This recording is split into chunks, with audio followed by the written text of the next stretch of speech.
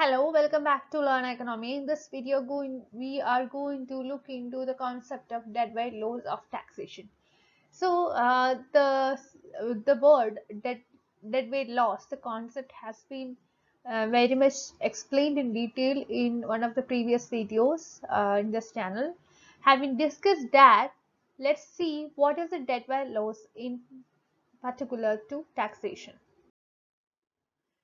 The term deadweight loss, for many of you who are not that familiar to the term, this with respect to taxation refers to the measurement of loss caused by the imposition of a new tax.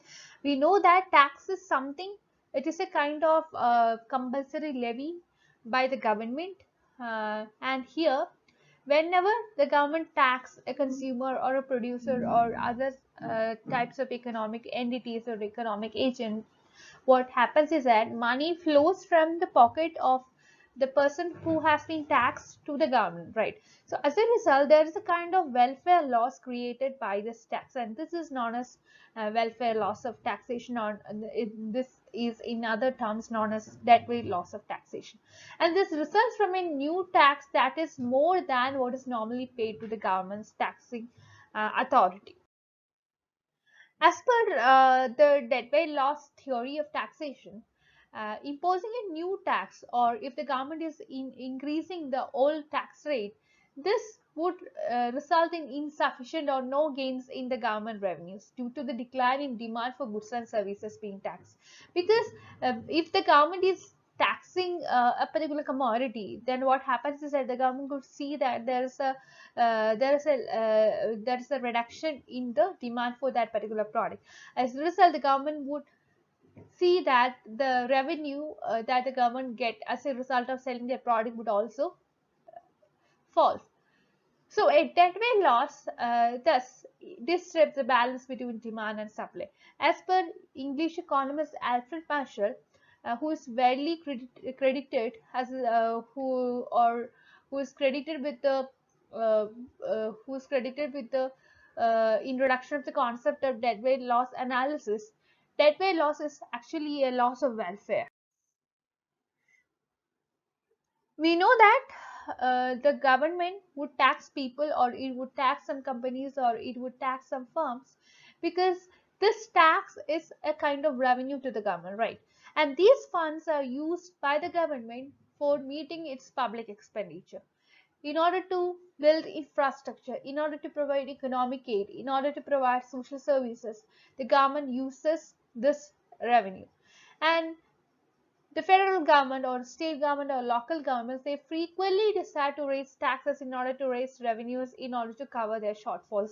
Especially in the case of developing economies, we could see that these governments are running on a deficit budget.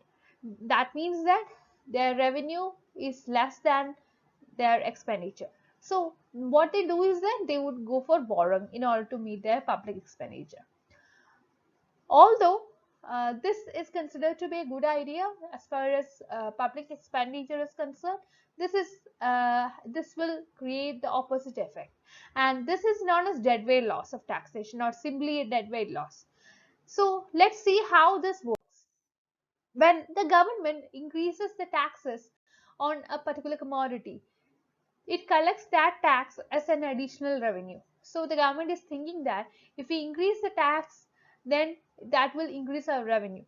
Tax, even though this is a case, we can see that this will result in higher cost of production and higher purchase price for the consumers.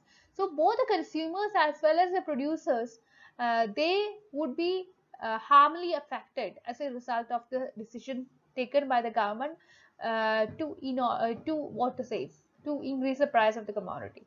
So as a result of these, this will lead to reduction in production volumes, and this will lead to reduction in the demand for commodities by the consumer. And this gap between the tax and tax-free production volumes is the deadweight loss.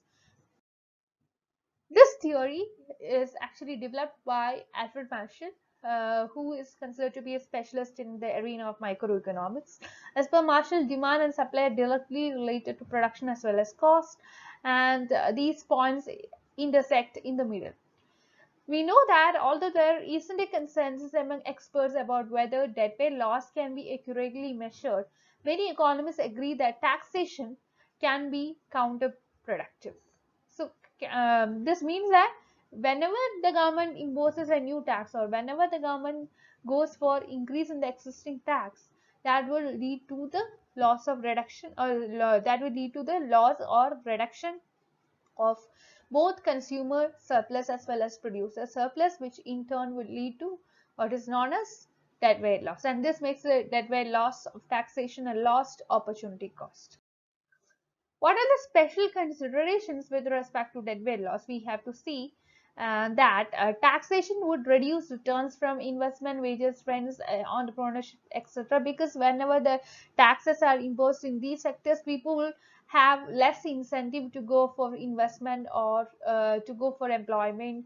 Because if the government is taxing lot of if the government is taxing a large part of their wages, or the government, if the government is taxing a large part of the profit on earned by some company, or if the government is taxing a large part of the profit earned from some investments, then all people will have less incentive to go for investment or employment or these kinds of things. So we can see that it also encourages taxpayers to spend their money uh, to reduce their tax burden. So, as a result, the investment would be reduced, work would be reduced, all these kinds of things would be reduced. They will be less they likely to go for risk.